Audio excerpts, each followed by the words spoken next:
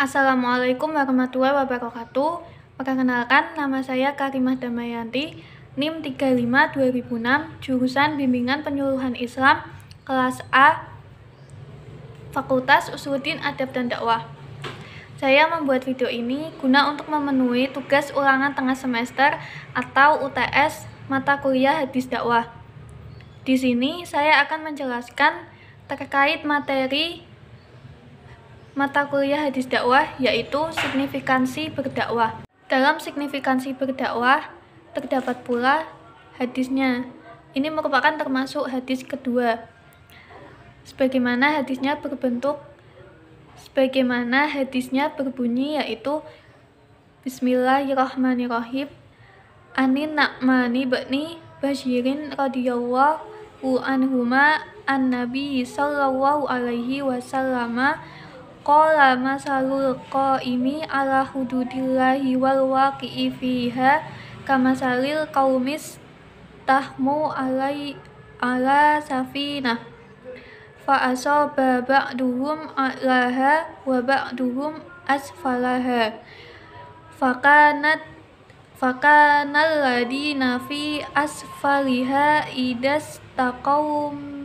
idastaqawmil ma'i mir'u ala ma fawqahum faqalu law anna kharaqna fi nasibina kharqaw wa lam nudi man fawqana wa iyatrukum hum wa ma aradu halakum jami'a wa in ahoda ala aidihim najaw wa najaw jami'a ruhi bahari. Terjemahannya yaitu pada kalimat Anin Na'mani bni Basyirin radhiyallahu anhuma anin nabiyyi sallallahu alaihi wasallam qala. Artinya, dari Nu'man bin Bashir RA berkata bahwa Rasulullah sallallahu alaihi wasallam bersabda. Kemudian, masalul qanimi ala hududillahi wal mauqi'i fiha. Rasulullah sallallahu alaihi wasallam bersabda bahwa perumpamaan orang yang melaksanakan perintah Allah dengan orang yang melanggarnya. Lalu kamasalil qaumis tahamu ala safinah adalah seperti kaum yang berbagi tempat di sebuah kapal dengan cara mengundi. Selanjutnya, fasaba ba'duhum a'laha wa ba'duhum asfalaha.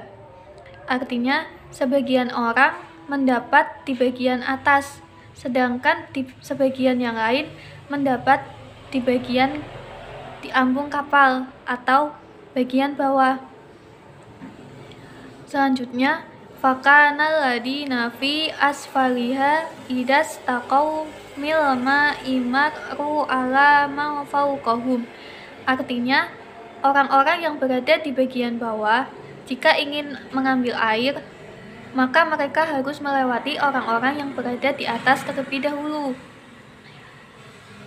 Faqalu law anna kharaqna fi nasibina kharqaw walam nudi mang fauqona. Sedangkan mereka atau yang berada di bawah berkata, sebaiknya kita lubangi saja lambung kapal ini untuk mengambil air, agar orang yang berada di atas tidak terganggu oleh atau lalu lalang kita. Kemudian dilanjutkan, fa'iyatrukuhum wa ma aradu halakum jami'a. Jika keinginan mereka itu dibiarkan, tidak ada yang mencegah, maka mereka semua akan binasa atau tenggelam. Wa in ahoda ala aidihim najaw wa najaw jami'a. Sebaliknya, jika tangan mereka dicegah melakukan itu, maka mereka semua akan selamat. Hadis dari riwayat Al-Bukhari. Dalam hadis tersebut dijelaskan bahwa perumpamaan orang yang melaksanakan perintah Allah dengan orang yang melanggarnya. Jadi kaum atau orang yang mendapat bagian atas di dalam kapal itu diumpamakan sebagai orang yang melaksanakan perintah Allah, sedangkan orang yang mendapat tempat di bagian bawah kapal itu diumpamakan sebagai orang yang melanggar perintah Allah Subhanahu wa taala. Dan di dalam hadis tersebut dijelaskan bahwa mereka yang berada di bagian bawah itu jika ingin mengambil air maka harus melewati orang-orang yang berada di atas. Namun mereka yang berada di bagian bawah tersebut berkata, jika bagaimana kalau lubang kapal itu dilubangi saja untuk mengambil air agar orang yang berada di atas itu tidak terganggu pada lalu lalang orang-orang yang di bawah. Lalu jika keinginan orang-orang yang di bawah itu dibiarkan dan tidak ada yang mencegah, maka orang-orang itu akan binasa atau tenggelam. Sebaliknya, jika orang-orang yang di bawah itu melakukan hal itu, yaitu melubangi kapal itu namun dicegah, maka mereka semua akan selamat. Artinya, dalam perumpamaan hal ini, artinya orang yang melanggar perintah Allah Subhanahu wa taala itu, jika mereka terus-terusan melakukan pelanggaran, maksudnya mereka melakukan suatu larangan Allah Subhanahu wa taala secara terus-menerus dan tidak ada yang mencegahnya atau menuntunnya untuk ke jalan yang benar lagi, maka tentunya mereka akan tetap terus-menerus melakukan pelanggaran larangan dari Allah Subhanahu wa taala tersebut, dan secara terus-menerus pula itu akan merugikan bagi orang-orang yang melanggar tersebut, yaitu di dalam hadis tersebut dijelaskan akan tenggelam. Artinya mereka akan mendapatkan kesialan atau akan jatuh ke lubang yang salah, seperti itu. Nah, sedangkan jika mereka dicegah, artinya mereka dicegah oleh orang-orang yang mengikuti dan melaksanakan perintah Allah Subhanahu wa taala, maka mereka kemungkinan besar tidak akan jatuh ke lubang yang salah, karena mereka dibantu, dituntun untuk kembali ke jalan yang benar, untuk kembali ke arah yang benar oleh orang-orang tadi yang berada di atas, atau yang diumpamakan sebagai orang-orang yang mengikuti dan melakukan perintah Allah Subhanahu wa taala dengan cara dituntun, diajari dengan baik dan pelan-pelan. Mungkin seperti itu penjelasan dalam hadis kedua tersebut, yaitu signifikansi berdakwah atau pentingnya melakukan dakwah. Dakwah merupakan suatu hal yang sangat penting bagi keberlangsungan agama Islam. Sebab dakwah Islamiyah telah dilakukan oleh Nabi Muhammad SAW dan kemudian diteruskan oleh para sahabat beliau ketika beliau sudah wafat. Hingga sampai sekarang pun akhirnya diikuti oleh para ulama-ulama yang menurunkan dan memperluaskan ajaran Nabi Muhammad SAW. Para ulama-ulama mengajak para umat muslim untuk mengikuti dan senantiasa meneladani ajaran yang diajarkan oleh Nabi Muhammad SAW yang nantinya diterapkan pada kehidupan sehari-hari. Selain itu, pentingnya dakwah bisa dilihat dari tujuannya. Dengan mengetahui tujuan dakwah, maka arti pentingnya berdakwah akan mudah untuk dipahami. Lalu ada berapa sih tujuan dakwah? Tujuan dakwah dibagi menjadi dua, yaitu yang pertama tujuan umum dakwah dan yang kedua tujuan khusus dakwah. Tujuan umum dakwah atau mayor objektif merupakan tujuan umum melakukan dakwah yang dimana untuk menggapai suatu kebahagiaan yang ada di dunia dan di akhirat. Kebahagiaan ini merupakan suatu puncak tujuan hidup manusia, karena hidup bahagia di dunia dan di akhirat tidaklah semudah yang diucapkan dan tidak cukup jika hanya dengan berdoa saja, tetapi perlu adanya disertai dengan berbagai usaha baik yang dilakukan. Bisa dalam bentuk menyeru atau mengajak umat manusia agar bersedia menerima dan senantiasa memeluk ajaran agama Islam. Bisa pula dalam bentuk amar ma'ruf nahi munkar, yaitu dengan tujuan terwujudnya kebahagiaan dan kesejahteraan serta kemakmuran dan ketentraman hidup di dunia dan di akhirat yang diridhoi Allah Subhanahu wa taala. Kemudian tujuan khusus dakwah atau minor objektif. Tujuan khusus dakwah merupakan perumusan tujuan dari penjabaran dari tujuan utama dakwah. Tujuan ini dimaksudkan agar dalam pelaksanaan seluruh aktivitas dakwah dapat jelas diketahui kemana arahnya ataupun jenis kegiatan apa yang nantinya akan dikerjakan, kemudian kepada siapa sasaran berdakwahnya, dengan menggunakan metode apa, dan sebagainya secara jelas, terperinci, dan mudah untuk dipahami. Tujuan khusus dakwah dapat disebutkan antara lain yaitu yang pertama, mengajak umat manusia yang telah memeluk agama Islam untuk selalu meningkatkan takwanya kepada Allah Subhanahu wa taala. Yang kedua, membina mental agama Islam bagi kaum yang masih mu'alaf.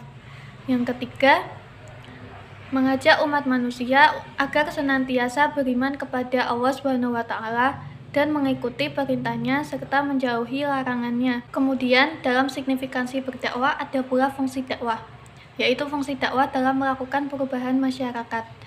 Pada dasarnya, tugas seorang dai adalah meneruskan tugas Nabi Muhammad SAW, yakni menyampaikan ajaran-ajaran Allah seperti yang termuat dalam Al-Quran dan Sunnah Rasulullah SAW, merealisasikan ajaran-ajaran Al-Quran dan Sunnah di tengah masyarakat sehingga dapat dijadikan suatu pedoman dan penuntun untuk hidupnya.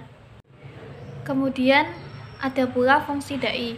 Fungsi dai yaitu satu, untuk meluruskan akidah.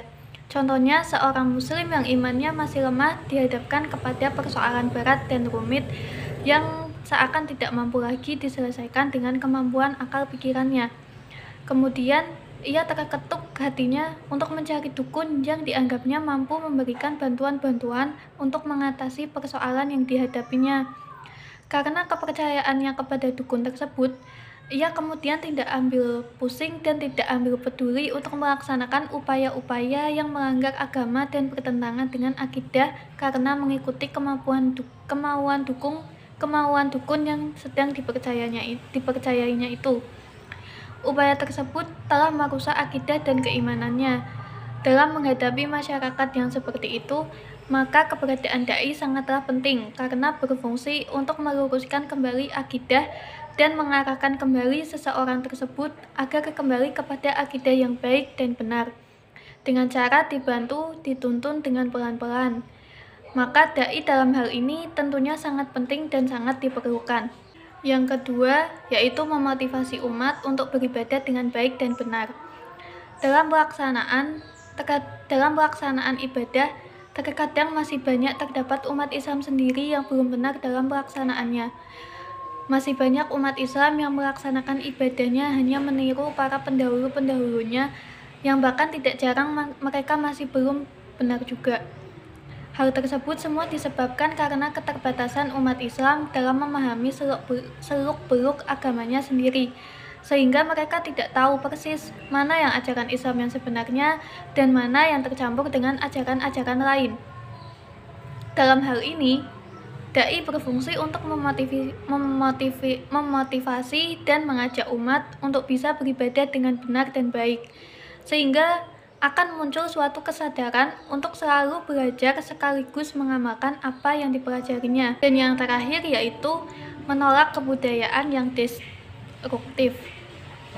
Dampak negatif karena perubahan sosial akibat mobilitas yang tidak terkendali sering menyebabkan terjadinya gejolak-gejolak sosial. Yang paling berbahaya adalah jika perubahan itu mampu menggeser moral masyarakat menjadi tidak terkendali, sehingga masyarakat tidak lagi mengindahkan nilai-nilai moral yang luhur, tetapi ia lebih cenderung pada nilai-nilai yang datang belakangan walau belum jelas kebenaran dan keluhurannya. Islam tidak anti terhadap hal-hal yang baru. Islam mendorong pemeluknya untuk selalu modern, tetapi di balik itu Islam menanamkan sikap pada pemeluknya untuk selalu berpegang pada nilai-nilai yang luhur dan diridhoi Allah Subhanahu wa Ta'ala. Oleh karena itulah, jika datang kepada masyarakat suatu yang aspek baru, sebagai umat Islam seharusnya jangan terlalu cepat menerima aspek baru tersebut dengan kedua tangan terbuka, tetapi terlebih dahulu menganalisisnya, meneliti dan memahaminya, apakah yang datang itu baik menurut Allah atau tidak. Kalau sekiranya baik, maka dapat diterima, dan kalau ternyata tidak baik, maka dapat ditinggalkan dengan bijaksana.